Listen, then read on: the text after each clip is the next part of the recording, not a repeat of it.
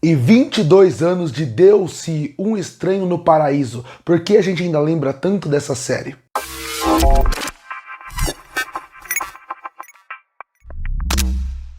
E recentemente a obra Deus-se, Um Estranho no Paraíso completou 22 anos da sua estreia. E eu achei que seria interessante fazer um vídeo para convencer as pessoas para ir atrás dela, porque assim você vai entender por que tanta gente ama ela e por que as pessoas lembram com tanto carinho dela até hoje. Por quê? Foi em 2003 que o mundo conheceu Ryan e mergulhou no universo luxuoso, dramático e surpreendente profundo de Deus-se.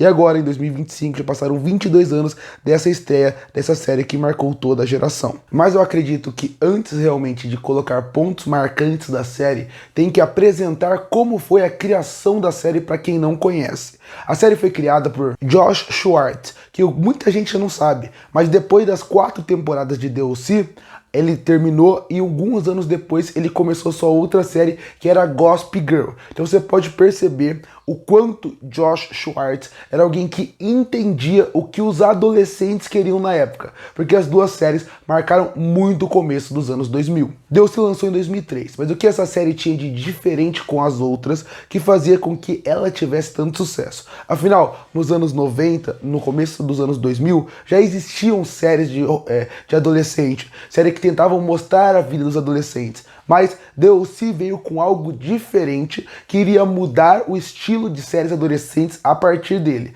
Porque ele não era só uma série de mostrar o cotidiano. Não, ele era uma série que mostrava comédia, drama, críticas sociais e mais do que isso. Ele conseguia trazer as músicas alternativas e conversavam perfeitamente com o que aquela geração gostava na época. E eu acho que a idade do Josh Schwartz, na época que ele criou a série, também ajudou muito ele a fazer com que ela fizesse sucesso. Afinal, ele lançou a série com apenas 26 anos. Normalmente não existem produtores e criadores de séries tão jovens nessa época.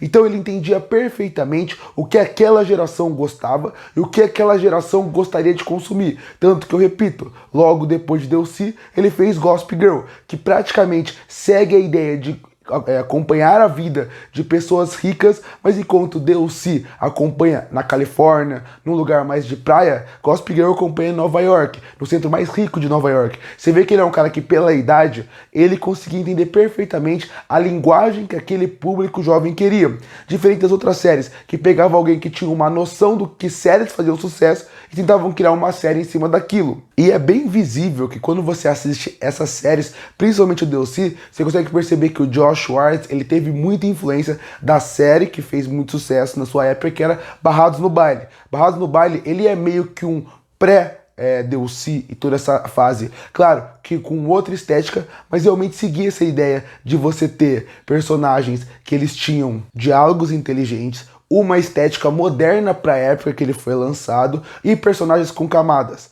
Você conseguia perceber isso perfeitamente em Barrados do Baile e você vê que Deus-se se inspirou muito nessa base de conceitos para poder criar o seu universo e os seus personagens. Eu acho que o grande ponto aqui foi saber fazer uma mistura perfeita e conseguir equilibrar perfeitamente os temas como eles seriam contados. Tanto que em Deus-se você tem toda a parte do surf, mansões, festas, que é a parte mais divertida, que é a parte mais animada, mas ao mesmo tempo você também consegue falar sobre assuntos como o abandono, a identidade e a desigualdade, tanto na parte social como na parte das pessoas que estão dentro daquela comunidade. E o segundo ponto que vale destacar aqui, que é muito importante para a série ter feito sucesso, seriam os seus personagens, tanto os protagonistas como os secundários, que eles conseguiam sair além do estereótipo que era construído para eles. Porque quando você pegava séries adolescentes da época, muitos personagens eram escritos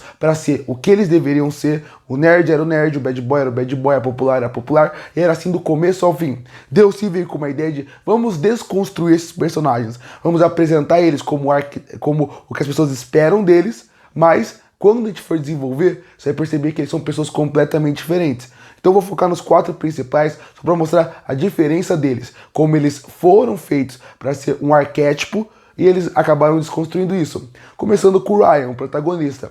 Ele visivelmente é o bad boy. Ele é o cara que é pra não gostar de ninguém, que teve uma infância difícil, que ninguém vai se relacionar com ele. Mas não, ele é desenvolvido e ele é transformado num cara com um bom coração.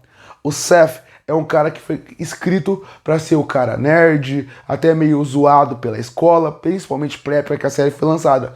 Mas não, ele mostra que ele virou um grande ícone da cultura pop a partir dali. E não porque ele foi feito como um nerd, mas pela forma como ele vai ganhando camadas ao longo da série, que ele mostra que até as pessoas que normalmente sofreram muito bullying naquela época, elas têm muito coração, e eles são muito bons se você souber conversar com eles. Você vai ver quantas camadas ele tem. A Marisa já é outro caminho. Ela é a menina popular, a menina que toda menina sonha em ser. Só que quando você acaba vendo aquela pessoa que tem aquela vida perfeita, você percebe que a Marisa é a personagem mais quebrada da série. Ela é a personagem que, dentro dela, como ela é desenvolvida, ela que tem mais problemas. Inclusive, todo o arco narrativo dela é de um grande sofrimento, da primeira à última temporada que ela aparece.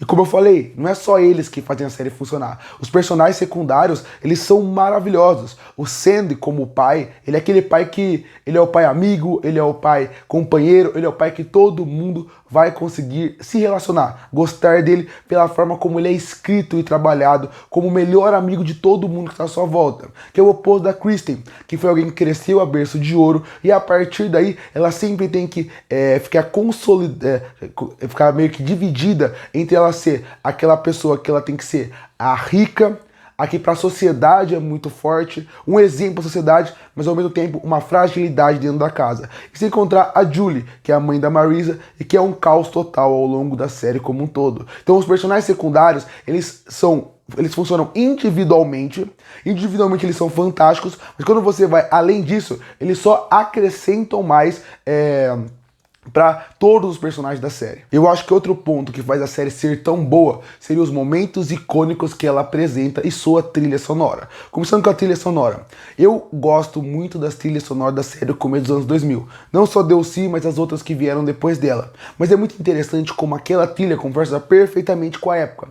Mas ao mesmo tempo ela não deixa a série datada. Porque isso pode acontecer muito. Você colocar um estilo de música, um estilo musical para o seu filme ou para sua série, e quando você vai assistir anos depois você pensa, ah, essa é uma série daquele período. Sim, ele passa a impressão, mas as músicas são tão boas e elas conversam tão bem que acabam transformando momentos em muito marcantes, como por exemplo a primeira vez que o Ryan e a Marisa estão se despedindo e toca Forever Young, ou quando, por exemplo, a morte da Marisa na terceira temporada, ou o primeiro beijo do Seth com a Summer, ou até as brigas do Seth com seu avô, a Kristen também tendo tendo toda a briga com seu pai e querendo se impor naquela sociedade. Eu acho que esses pontos marcantes, eles acabam funcionando muito por causa dos personagens, mas mais do que isso, também funciona muito por causa que a construção é muito bem feita, pela ótima trilha sonora, e conversa perfeitamente com a época que a série foi lançada, misturada com esses momentos icônicos que ficam na nossa cabeça.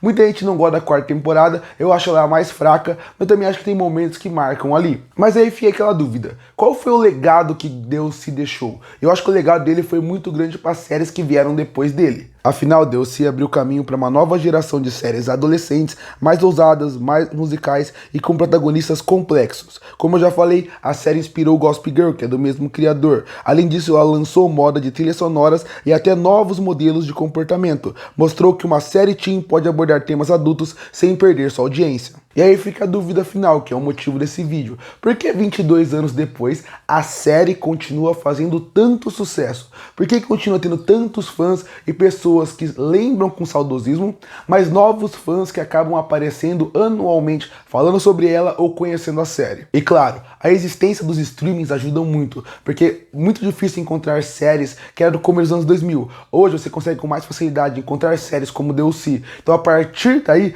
você consegue criar uma nova geração que acompanha a série, que tem vontade de assistir ela. Mas eu acho que vai muito além disso. Eu acho que ela faz tanto sucesso até hoje em dia, principalmente pelos assuntos que ele fala. Afinal, porque DLC fala de pertencimento, família, amizade, porque equilibra drama e leveza como poucas séries, porque DLC soube ser divertida e profunda ao mesmo tempo. E principalmente porque todo mundo que assistir a série e que já passou pela adolescência ou está passando, com certeza vai ver Ryan, Seth, Marisa e Summer, e com certeza vai se identificar, mesmo que seja só um pouco, com algum daqueles personagens, conseguindo se identificar a sua vida e até conversar muito mais com você, que já passou ou está passando por essa fase. Curte para fortalecer o canal, se inscreve para não perder os próximos vídeos. E aí, qual é o seu momento preferido de DLC? Qual é a sua música preferida? Qual é o seu personagem preferido?